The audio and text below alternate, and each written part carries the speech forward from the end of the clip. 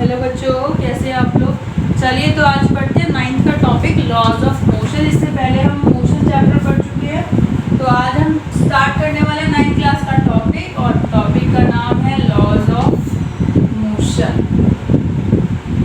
अभी तक हमने ये देखा कि मोशन के साथ क्या क्या टर्म्स जो है वो रिलेटेड होती हैं, जैसे velocity, path covered by the object, whether it is distance or displacement, speed, acceleration।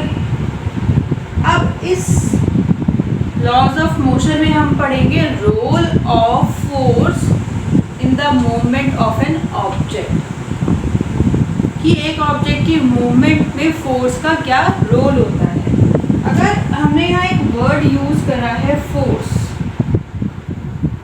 हम वर्ड यूज कर रहे हैं फोर्स, तो फोर्स का क्या मतलब है। बेसिकली सिंपल लैंग्वेज में अगर हम बात करें तो पुश और पुल, पुश और पुल, किसी चीज को पुश करना या पुल करना, दैट इज व्हाट, वही फोर्स होता है। और due to this push and pull sometimes और we can say many times the objects moves. एक ऑब्जेक्ट जो है वो मूव करता है, बहुत सारे चेंजेस आते हैं ऑब्जेक्ट्स में, ठीक है ना। तो अगर मैं यहाँ चेंजेस की बात कर रही हूँ, मैं अगर ये बोलती हूँ कि फोर्स लगाने पे, सपोज करो ये एक हमने बॉक्स ले लिया, राइट, और इसका मास एम हम कह देते हैं, और हम इस पे कहते हैं कि हम यहाँ पर एक फोर्स अप्लाई कर रहे हैं। क्या कर रहे हैं हम? Force apply. तो this F is, we can say external force और अप्लाइड फोर्स, राइट। अब हम कहते हैं फोर्स इस पे अप्लाई हुआ, और इस फोर्स की वजह से ऑब्जेक्ट ने क्या करा, ऑब्जेक्ट यहां था पॉइंट ए पर, और object due to this force अपनी पोजीशन से डिस्प्लेस करके कहां पहुंच गया, पॉइंट बी पर। तो यानी कि फोर्स की वजह से क्या आया, ऑब्जेक्ट ने मूव करना शुरू करा, ऑब्जेक्ट रेस्ट में था, and from rest it comes into motion। अब मैं ये कहती हूँ इसका वाइस वर्सा करते हैं। वाइस वर्सा क्या है इसका, ये फुटबॉल लिया, राइट, फुटबॉल ऑलरेडी मूव कर रहा है, ठीक है। फुटबॉल क्या कर रहा है, मूव कर रहा है। यहाँ पर एक प्लेयर ने फुटबॉल को किक करा, तो ऑब्वियसली जब वो किक करेगा तो क्या होगा, मूव करेगा। तो जब फुटबॉल मूव कर रहा है, यहाँ एक और प्लेयर खड़ा है, तो ये प्लेयर क्या करेगा, यहाँ फोर्स लगाएगा इस डायरेक्शन में, राइट। क्या, चलो फुटबॉल के रूल्स के अकॉर्डिंगली बॉल को हम हाथ से नहीं पकड़ सकते, ठीक है ना। तो हम इसको एक नॉर्मल वैसे बॉल ले लेते हैं कि इसको अगर हाथ से पकड़ना हो तो फोर्स अप्लाई करना पड़ेगा हाथ से ना। और अगर हम इसको ऐसे हाथ से कैच कर लेंगे तो इस कैच की वजह से क्या होगा, जब बॉल ऐसे आ रही थी, हमारी बॉल कैसे आ रही है, ऐसे आ रही है ना, ऐसे हो जाते हैं, हमारी बॉल ऐसे आ रही थी, हमने उसको ऐसे पकड़ लिया, तो मोशन से क्या हो गई, रेस्ट में आ गया ऑब्जेक्ट। यानी कि फोर्स अप्लाई करने से ऑब्जेक्ट रेस्ट से हो जाता है मोशन में, और फोर्स अप्लाई होने की वजह से ही ऑब्जेक्ट मोशन से हो जाता है रेस्ट में। ये दो बात क्लियर हुई।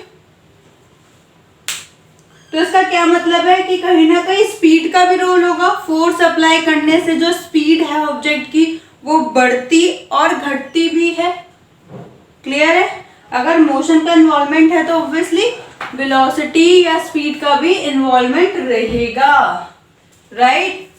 अब दूसरी बात पे आ जाते हैं कि हम लोग बैडमिंटन खेलते हैं या क्रिकेट, बॉयज को बहुत पसंद है क्रिकेट खेलते हैं हम लोग।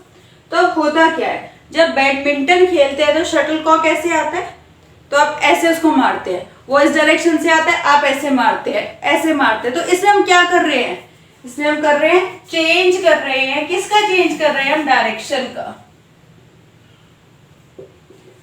अगर मैं क्रिकेट की बात करूं तो ये बॉल ऐसे आ रहा है और ऐसे ये मारा, तो क्या करा, बॉल ऐसे, बॉल का डायरेक्शन ये था और बॉल का डायरेक्शन बैट से हिट होते बॉल का डायरेक्शन क्या हो गया, चेंज हो गया। तो बैट ने, अगर मैं यहां एक बैट बना दूं तो बैट ने क्या करा, बॉल को हिट करा और बॉल को हिट करने की वजह से बैट ने क्या कर दिया, बॉल का डायरेक्शन चेंज कर दिया। क्लियर है? तो यानी कि these are the effects of force, these are the effects of force. तो इफेक्ट्स ऑफ फोर्स क्या क्या हो गए, change in state of motion और state of rest, vice versa, change in the velocity और speed, we can use here speed, that is the better word, change in the magnitude of the speed. Next now direction, change in the direction. Clear? अब एक और चीज हम लेते हैं, sponge होता है, स्पंज को ऐसे स्क्वीज हम करते हैं, या कॉटन होता है, कॉटन सबको पता है, कॉटन, तो कॉटन को अगर स्क्वीज करते हैं तो उसका शेप क्या हो जाता है, चेंज हो जाता है। तो ये स्क्वीज करके हम क्या कर रहे हैं, कॉटन पे फोर्स लगा रहे हैं ना, कॉटन पे फोर्स लगा रहे हैं, राइट। इस मार्कर को अगर मैं हैमर से मारूं इस पे, या इसको मैं आरी लेके काटने लगूं, तो क्या कर रही हूं मैं, फोर्स अप्लाई कर रही हूं। एक चौक हो आपके हाथ में, मार्कर की जगह चौक हो, आप ऐसे ठक फोर्स अप्लाई करोगे, ये फोर्स अप्लाई करा मैंने, क्या कर दिया, साइज चेंज कर दिया। तो इसका क्या मतलब है, नेक्स्ट इफेक्ट क्या है कि due to external force we can change the size and shape of the object, right. तो यहां से चौथा क्या निकल के आ गया, फोर्थ वाला, change in size and shape. तो चार इफेक्ट हो गए, कौन कौन से, रेस्ट से मोशन, मोशन से rest, change in direction, change in size and shape, एक और लिख लो, चेंज इन स्पीड। क्लियर है बेटा? ठीक है। इफेक्ट्स ऑफ फोर्स, तो सबसे पहले change in state of rest और मोशन,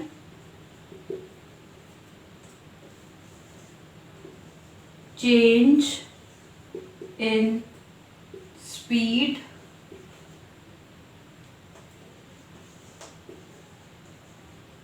change in direction,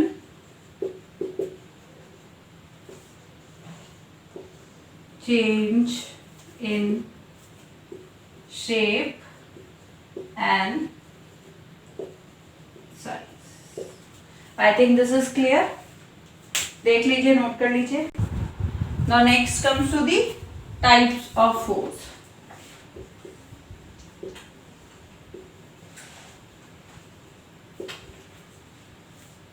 दो कंडीशन आती है,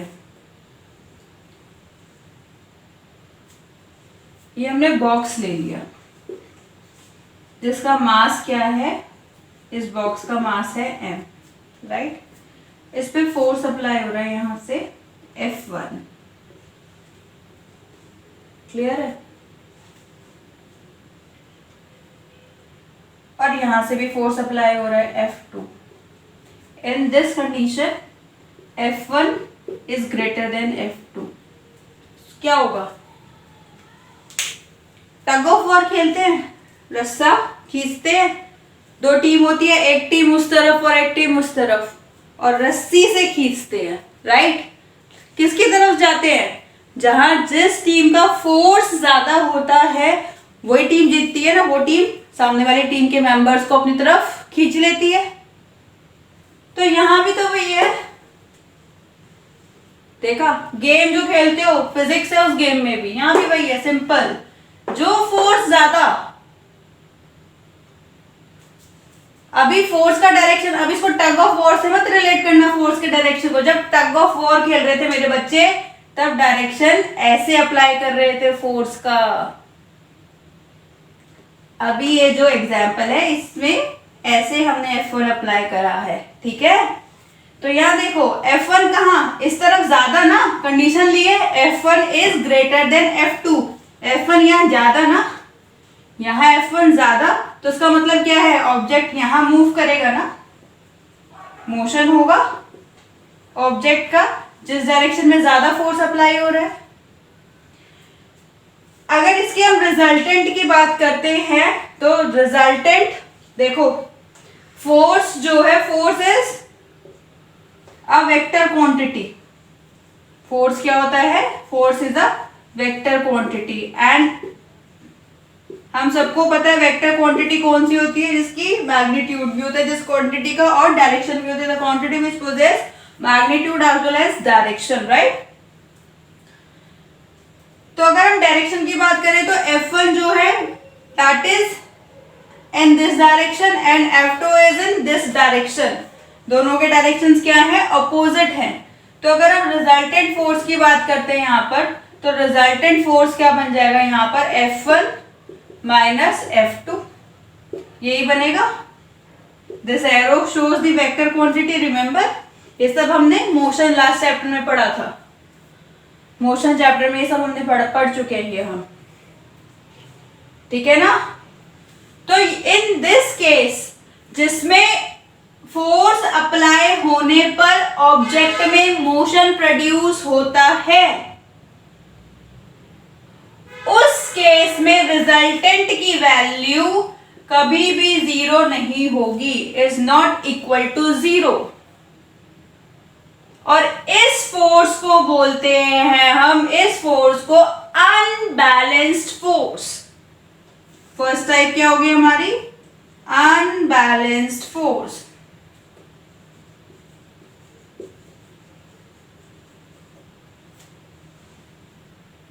जिसमें रिजल्टेंट की वैल्यू कभी भी जीरो नहीं होगी। अब एक और कंडीशन लेते हैं, दीवार ले लेते हैं, चलो भाई बहुत बड़ी दीवार है ये, ठीक है। अब इसको 100 बच्चे खड़े होके, 100 बच्चे खड़े होके क्या लगा रहे हैं, फोर्स लगा रहे हैं। यहां पर F1 से लेके F100 तक फोर्स लग रहा है। 100 बच्चों का फोर्स हो गया ना, एक बच्चे का F1, 100वें बच्चे का F100। तो क्या इस दीवार को हिला पाएंगे आप मैं मिलके? अगर ये जो दीवार है इसको हिलाने लगे तो क्या ये दीवार हम हिला पाएंगे? Is it possible? नहीं, नहीं हम हिला पाएंगे दीवार को। तो ऐसा फोर्स जिसमें फोर्स अप्लाई होने के बाद भी ऑब्जेक्ट में मोशन ना प्रोड्यूस हो, ऐसे फोर्स को बोलते हैं बैलेंस्ड फोर्स।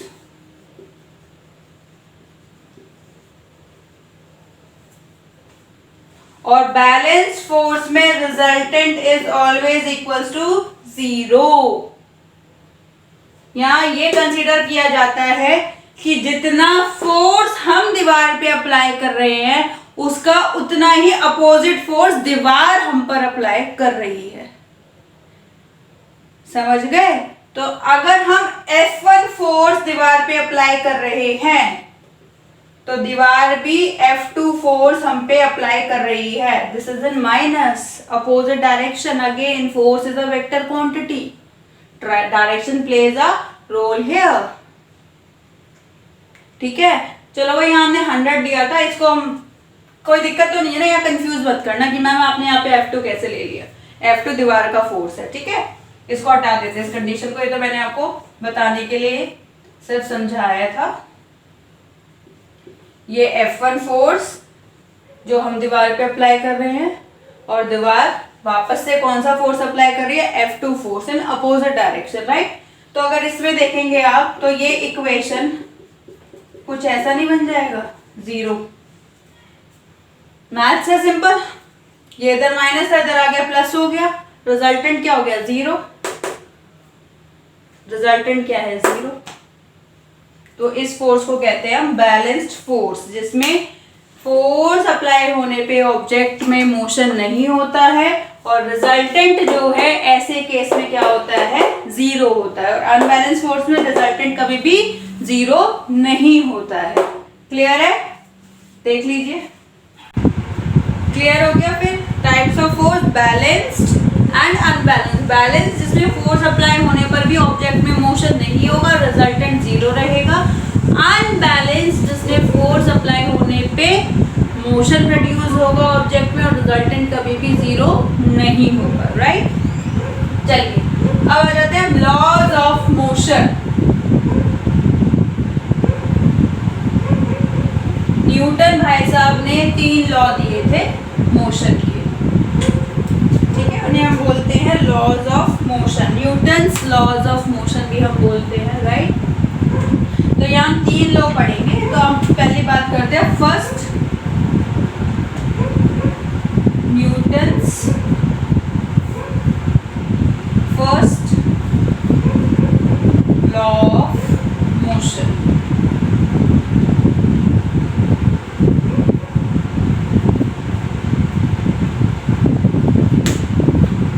कभी दरवाजा ऐसा होता है कि बिना फोर्स के बंद हो जाए? हाँ मैम, होता है।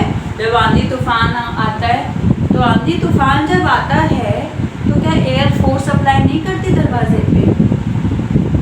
ऐसा तो वीराना मूवी में ही होता होगा ना कि बिना फोर्स के दरवाजा खुल गया और दरवाजा बंद हो गया। लेकिन रियल लाइफ में ऐसा नहीं होता है। एक ऑब्जेक्ट, दरवाजा क्या एक ऑब्जेक्ट है, एक ऑब्जेक्ट अपना स्टेट ऑफ रेस्ट या स्टेट ऑफ मोशन जब तक चेंज नहीं करता है, जब तक उसके ऊपर फोर्स अप्लाई नहीं होता है। क्लियर हुई? यही न्यूटन ने अपने फर्स्ट लॉ में बात बोली। क्या बोला इन्होंने? It states that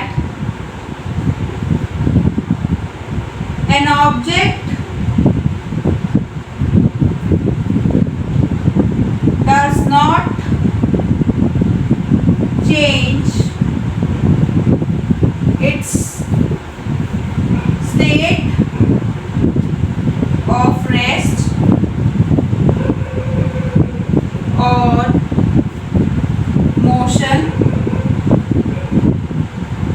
मोशन की अगर हम बात करें तो that is moving in a straight line unless and until an external force applied on it। जब तक कोई भी ऑब्जेक्ट अपना स्टेट ऑफ रेस्ट या स्टेट ऑफ मोशन चेंज नहीं करेगा, जब तक कोई फोर्स अप्लाई नहीं होगा। अब यहाँ पर मैंने ये क्यों लिखा moving in a straight line, तो मैं आपको बता दूं बेटा, स्ट्रेट लाइन में मूव करने के लिए एक ऑब्जेक्ट स्ट्रेट लाइन में मूव करने का क्या मतलब है? It is moving uniformly. और यूनिफॉर्मली मूव अगर वो एक ऑब्जेक्ट कर रहा है तो इसका क्या मतलब है कि स्पीड के मैग्नीट्यूड में, वेलोसिटी के मैग्नीट्यूड में कोई भी चेंज नहीं आ रहा है। It will remain constant for every particular interval of time. ठीक है, अगर हमें स्पीड चेंज करनी है तो ऑब्जेक्ट को एक्सलरेट करना पड़ेगा। एक्सलरेट करने के लिए हमें फोर्स अप्लाई करना होगा। क्लियर हुई बात? तो कोई भी ऑब्जेक्ट, चाहे वो आपका दरवाजा हो, चाहे टेबल हो, राइट? या हम खुद हो, हम चल पाते हैं, ठीक है ना, हम फोर्स अप्लाई करते हैं ग्राउंड पे, इसीलिए हम चल पाते हैं। बहुत सारा है भी, ये चलने के ऊपर तो और भी पढ़ोगे, थर्ड लॉ तो और भी इसी के ऊपर है कि हम चल क्यों पाते हैं। तो जब तक एक ऑब्जेक्ट पे फोर्स अप्लाई नहीं होगा, ना तो वो ऑब्जेक्ट मूव करेगा और ना ही अगर वो मूव कर रहा है तो रेस्ट में आएगा, ठीक है। जब दरवाजे खिड़कियां जब भट भट भट भट ऐसे आंधी तूफान में बजने लगते हैं तो क्या करते हैं हम, फटाफट से कुंडी लगा देते हैं, चटकनियां लगा देते हैं। क्यों? फोर्स है ना वो, एक तरह का लॉक हो गया। क्या उस लॉक के बाद हवा का फोर्स दरवाजों को ऐसे भट भट कर पाता है? नहीं ना, दरवाजों की जो मूवमेंट है या जो खिड़कियों की मूवमेंट है वो खत्म हो जाती है, ठीक है। अब एक इससे बड़ा कॉमन सा एग्जांपल है, बहुत कॉमन सा है। बस में हम खड़े हुए हैं, बस क्या कर रही है, मूव कर रही है, ठीक है ना। अब बस मूव करने लग रही है, मूव करते करते क्या होता है, एकदम से बस के आगे कोई आ जाता है। तो बस के आगे जैसे कोई आता है तो ड्राइवर एकदम से देखता है, अरे अरे अरे ये तो मेरे बस के आगे कोई आ गया, तो वो क्या करता है, एकदम से ब्रेक अप्लाई कर लेता है। Sudden brakes are applied by the driver, sudden brake are applied by the driver. लेकिन वो जो ब्रेक अप्लाई हुए हैं वो ब्रेक तो बस पर अप्लाई हुए हैं। Brake is a kind of force, brake is a kind of force जिसने बस के मोशन को रोक दिया। लेकिन बस के मोशन के साथ हम जो पैसेंजर उस बस में खड़े थे या बैठे थे आर स्टिल इन मोशन, अभी तक भी हम बस के रुकने के बाद भी मोशन में है, इसलिए हम आगे की तरफ गिर जाते हैं। होता है ये कि हम आगे की तरफ गिरते हैं, ठीक है। बहुत सारे इससे कंसेप्चुअल क्वेश्चंस बनते हैं कि हम सामान, अगर हम एक जगह से दूसरी जगह जा रहे हैं तो लगेज जो है, जो हमने गाड़ी के ऊपर या बस के ऊपर जो रखा है उसको हम टाई क्यों करते हैं, ठीक है। तो ये सारा अभी हम करेंगे कंसेप्चुअल क्वेश्चन। तो इससे पहले यहाँ आ जाते हैं फर्स्ट लॉ ऑफ मोशन पे। यहाँ तक सबको क्लियर है? इसे हम एक और नाम भी बोलते हैं, that is law of inertia. क्या बोलते हैं इसको? Law of inertia. अब ये वर्ड इनर्शिया क्या है? न्यूटन्स फर्स्ट लॉ को क्या बोला जाता है? लॉ ऑफ इनर्शिया बोला जाता है। अब ये इनर्शिया वर्ड क्या है? इनर्शिया, देखो अभी मैंने आपको बस का कॉन्सेप्ट समझाया कि हम बस में खड़े थे और बस चल रही थी और ड्राइवर ने एकदम से ब्रेक अप्लाई कर दिया। ब्रेक अप्लाई होने पर बस तो रुक गई, लेकिन बस रुकने के साथ साथ हम आगे की तरफ गिर पड़े, क्योंकि हम बस के मोशन के साथ हम मोशन में थे और हम बस रुकने के बाद भी मोशन में रहे। क्लियर है? हम बस रुकने के बाद भी मोशन में रहे, तो इसका क्या मतलब है बेटा? That is the role of inertia. Inertia is a internal property of an object which resists the change in the state of motion or state of rest. जो state of motion और state of rest को change नहीं होने देती है। कब तक? जब तक कोई एक्सटर्नल फोर्स अप्लाई ना हो जाए तब तक। बस की स्टेट कैसे चेंज होगी? मोशन से रेस्ट में क्यों आ गई बस? क्योंकि उस पर एक्सटर्नल फोर्स अप्लाई हुआ था, that is in the form of brake. Brake apply हो गए थे, लेकिन पैसेंजर्स पे तो कोई ब्रेक नहीं अप्लाई हुए। Due to inertia the passengers are still in motion. Passengers अभी भी किस में थे? मोशन में थे। तो इनर्शिया क्या है? Inertia is it is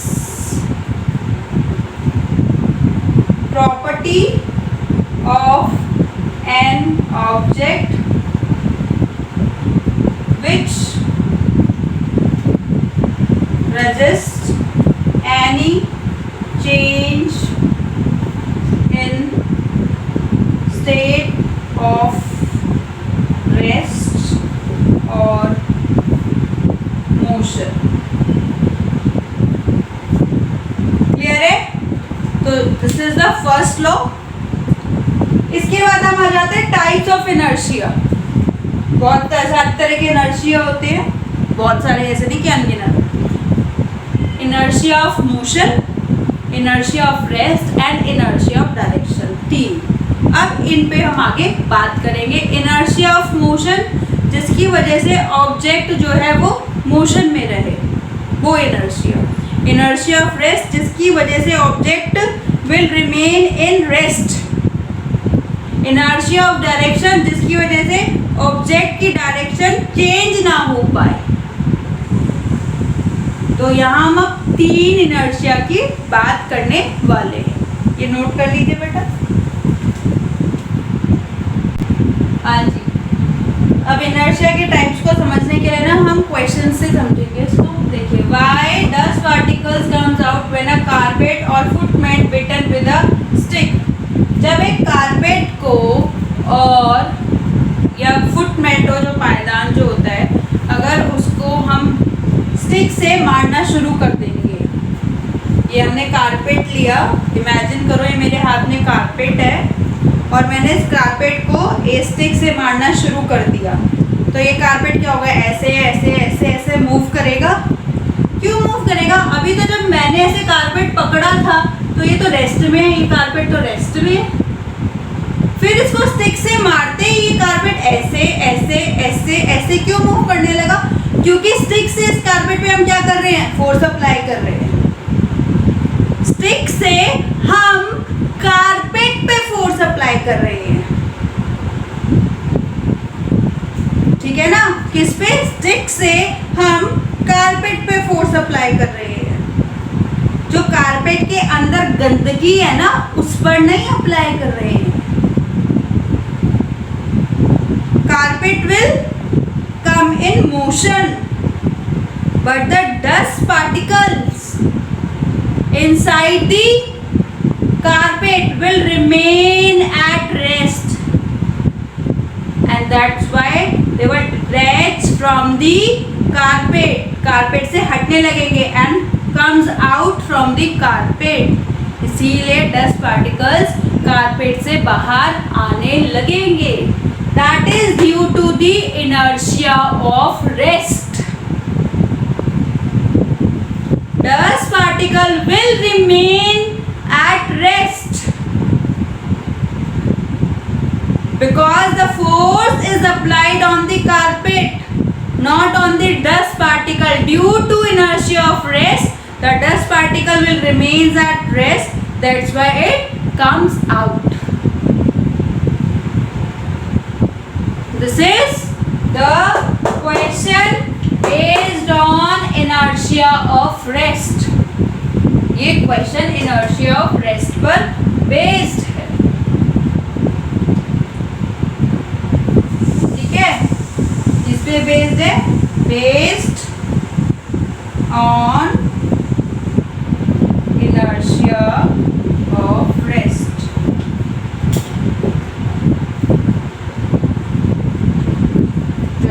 carpet को बीट करा तो कारपेट जो है वो मूव करने लगा, मोशन में आने लगा.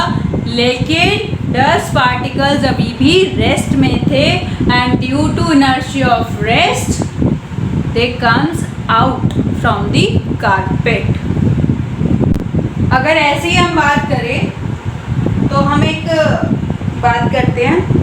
बारिश हुई है, ठीक है, बारिश होने के बाद बारिश रुक गई है तो सब बच्चे ग्राउंड में गए और ग्राउंड में जाने के बाद 2-4 शैतान बच्चे थे. उन शैतान बच्चों ने क्या किया कि एक पेड़ के नीचे गए और पेड़ काफ़ी अच्छा बड़ा पेड़ था और उन्होंने क्या करा, उस पेड़ की जो ब्रांचेस थी ना उसको ऐसे ज़ोर ज़ोर से शेक करना शुरू कर दिया, हिलाना शुरू कर दिया.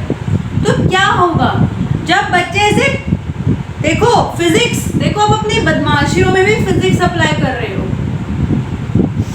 जब आप ऐसे ब्रांचेस को शेक कर रहे थे ना तो अब ब्रांचेस पे क्या लगा रहे थे, फोर्स लगा रहे थे, ये फोर्स लग रहा है ब्रांचेस पे। लेकिन ये जो ट्री की, अगर मैं ट्री की बात करूं, ठीक है ना, ट्री पे इस तरह से लीव्स होती है,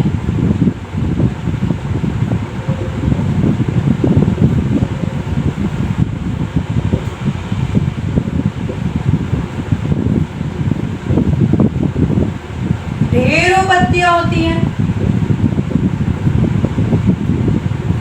जब ये ब्रांचेस पे फोर्स अप्लाई किया तो ये ब्रांचेस क्या होंगी, हिलने लगेंगी, इससे जुड़ी जो और ब्रांचेस थी वो भी हिलने लगी।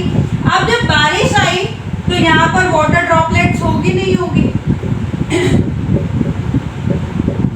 These water droplets also remains at rest due to inertia of rest, and this water droplets comes out or fall down due to inertia of rest. Clear हुआ? Inertia of rest, inertia of rest में basically क्या है कि एक object को, object की rest से object motion में जब तक नहीं आएगा जब तक उस पर फोर्स अप्लाई नहीं होगा। हाँ जी, why drivers and passenger should wear seat belt. ठीक है, जब गाड़ी में बैठते हैं तो क्या सीट बेल्ट पहन के बैठते हैं, जो नहीं पहनते ट्रैफिक पुलिस वाले उनका चालान काट देते हैं। तो याद रखिए, गाड़ी में ट्रैवल करते समय जो फर्स्ट टू सीटर्स हैं यानी कि ड्राइवर और ड्राइवर के साथ में जो भी बैठे हैं उनको सीट बेल्ट लगाना ज़रूरी होता है। चलिए आ जाते हैं अपनी फिजिक्स पे। Why drivers and passenger should wear seat belt, क्यों? सोचो ध्यान से, क्या किस लिए ज़रूरी है कि कहीं एकदम से ब्रेक अप्लाई होने पर ड्राइवर का जो ये हेड है ये एकदम से ऐसे स्टीयरिंग से ना टकरा जाए या एकदम से बाहर ना चले जाए, यही मतलब है ना। तो ये भी तो फिजिक्स है। This is inertia of motion. ये क्या है? Inertia of motion. बस वाले केस से इसको कोरिलेट करो। कार चल रही है और एकदम से ड्राइवर ने क्या करा, ब्रेक अप्लाई कर दिए और ड्राइवर की टक्कर एक आगे वाले ट्रक से हो गई। तो यानी कि बहुत तेज टक्कर हुई, बहुत तेज फोर्स जो है वो कार पे लगा, बहुत ज़्यादा तेज फोर्स लगा कार पर। ड्राइवर का क्या होगा, या तो सर स्टीयरिंग से लगेगा या फिर ड्राइवर बाहर जाएगा, यही होगा। क्यों? क्योंकि ड्राइवर जब कार मूव कर रही थी तो कार के मूवमेंट के साथ, कार के मोशन के साथ driver also in a state of motion. The force is again here applied on the car, not on the driver. Due to inertia of motion the body of the driver will remain in motion, motion में ही रहेगी। Clear हुई बात? That's why the seat belts are necessary, compulsory. This is in our traffic rules. Clear हुआ? Traffic rules वाले भी जानते हैं फिजिक्स, अब तुम भी समझ जाओ। चलिए, और अगर इसी के साथ हम बात करें इनर्शिया ऑफ डायरेक्शन की, तो गाड़ी की हमने बात करी तो गाड़ी से इनर्शिया ऑफ डायरेक्शन की भी हम बात कर लेते हैं। ऐसे सीधे सीधे गाड़ी जा रही थी, राइट, एकदम से ऐसे टर्न आता है। टर्न जब आता है तो ऐसे मुड़ते हैं ना, ऐसे थे, स्ट्रेट मूव कर रहे थे और टर्न आया तो टर्न आने पे ऐसे मूव करते हैं इनवर्ड। लेकिन इनवर्ड जब मूव करते हैं तो वी फॉल आउटवर्ड्स, हम बाहर की तरफ जाते हैं। That is due to inertia of direction. जब गाड़ी मुड़ने लगी, जब स्टीयरिंग अपने फोर्स अप्लाई करा टायर्स पे, गाड़ी मुड़ने लगी, हमारी body will remain in the direction ना, जिस डायरेक्शन में हम मूव कर रहे थे। तो this is and our body is fall downward, that is the tangent. देखो ये रोड है, गाड़ी ऐसे मूव कर रही है, ऐसे this is the sharp turn, यहाँ से मूव कर रही है। लेकिन अभी हम क्या कर रहे थे, अभी हम सीधी रोड से आ रहे थे, गाड़ी ऐसे जा रही है and we move like this in outward, बाहर की तरफ, we fall outwards due to inertia of direction. Clear हुआ? अच्छा, इसमें एक चीज में ध्यान रखना, इनर्शिया वाला जो फैक्टर है, जो हम इनर्शिया वाला फैक्टर पढ़ रहे हैं, इनर्शिया वाला factor depends on the mass of the object, depends on the mass of the object और बॉडी, ऑब्जेक्ट या बॉडी के मास पर डिपेंड करता है। जितना ज़्यादा मास होगा ऑब्जेक्ट का, उतना ही ज़्यादा इनर्शिया होगा, higher will be mass, higher its inertia. जितना कम होगा मास, उतना ही कम क्या होगा, इनर्शिया होगा। If mass lower then inertia is also lower, कम होगा। डिपेंड करता है इनर्शिया किस पे, मास ऑफ ऑब्जेक्ट और बॉडी पर। क्लियर है? आई होप आपको क्लियर होगा कि फोर्स क्या होता है, टाइप्स ऑफ फोर्स क्या होते हैं, फर्स्ट लॉ न्यूटन्स का क्या है, इनर्शिया क्या है, टाइप्स ऑफ इनर्शिया क्या है, और किस तरह के क्वेश्चंस जो है यहाँ पर आपको मिलेंगे। चलिए बाय बाय, नेक्स्ट वीडियो को वेट करिए।